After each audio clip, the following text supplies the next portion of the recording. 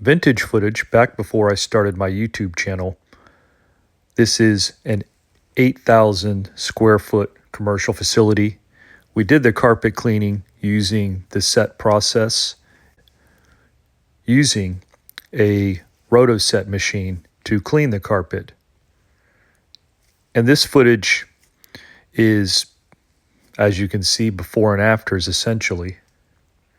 Carpets came out really good. We got out all the stains and removed all the debris from the carpet. Carpets came out great, and the client was very satisfied. This was the worst stain right here that we managed to get out.